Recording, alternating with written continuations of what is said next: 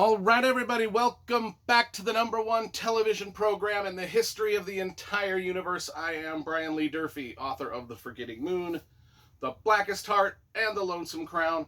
All three books published by Simon & Schuster's Saga Press. Today I'm going to be reviewing The Bourne Ultimatum by Robert Ludlum. This is book number 3 in his wildly popular and exciting Bourne trilogy, starring Jason Bourne, the assassin who forgot he was an assassin.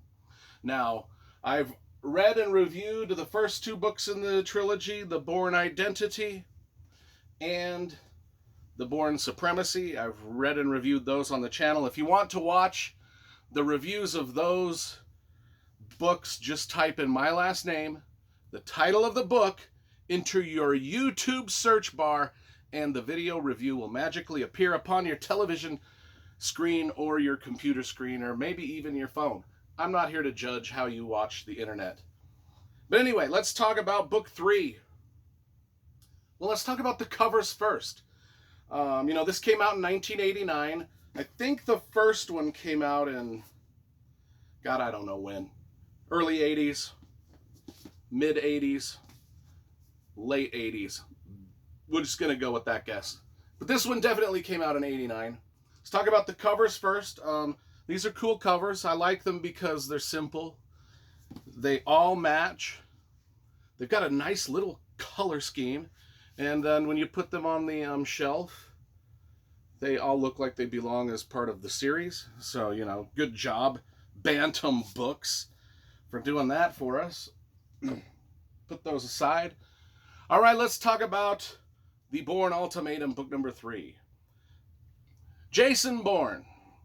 He was trained as an assassin, got bonked in the head in the first book, forgot all about his assassin ways. The first book was about him trying to figure out who he was and why he had all these assassination skills. The second book was not that. I mean, the second book did what it did, and now we're to the third book, which is going to do what it does. And this is about, if you've watched the movies with Matt Damon, the books bear little resemblance to the movies by Matt Damon, which is not a bad thing. Both are great. The movies with Matt Damon are spectacular. I loved them. The only similarity is that the character's name is Jason Bourne. That is it. That's it. Everything else is different from the movies to the books. So the book, Bourne Ultimatum. So the world's 2 deadliest assassins / spies face off in the ultimate showdown, which has been boiling since book 1. Starts out in a small town, a carnival. 2 men. Each of the men have been summoned to the carnival to bear witness to a very bizarre murder. And they have been summoned by Jason Bourne. Or was it really Jason Bourne that summoned them? Or is it someone pretending to be Jason Bourne, once again, to lure the real Jason Bourne out into the world? Because Jason Bourne isn't really his name. His real name is David Webb. His assassin persona is Jason Bourne. Anyway, so now, who possibly could be trying to lure Jason Bourne back into the assassin game? Could it be his mortal enemy, Carlos, the assassin Carlos, also known as the Jackal? Could it be? Well, you'll find out in this book. Anyway, Carlos is the world's most evil terrorist slash assassin / murderer, lurks in the shadows. He's been lurking in the shadows of all of the previous books. And now David Webb must come out from hiding, or maybe he doesn't. I don't know. You'll have to find out. All he wants really is a peaceful existence as a college professor, living with his family, a peaceful life. He doesn't want to be Jason Bourne. He doesn't want to be an assassin. He just wants to, be like Bilbo Baggins and live in his little hobbit hole and tend to his garden. Sounds nice. It's either that or be chased around and by killers. I know which one I would choose. Anyway, The question is, will he once again take upon the Bourne persona?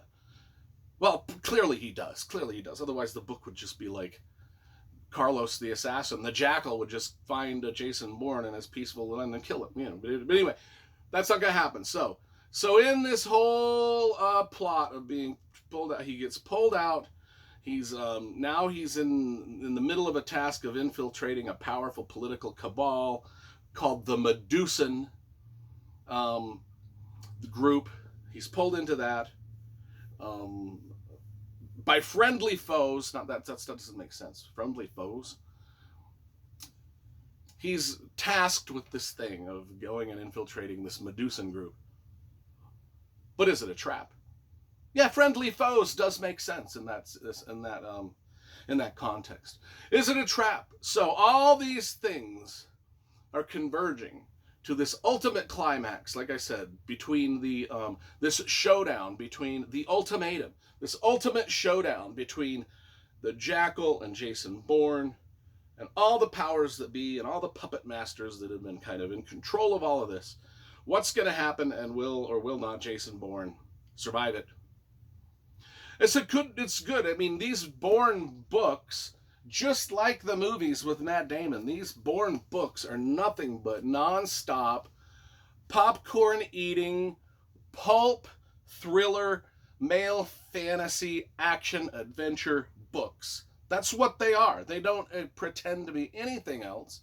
The writing in it is really good. I think Robert Ludlum does a great job, just like Tom Clancy a little bit, in getting into the nitty-gritty detail of a lot of the things that are going on in these secret organizations.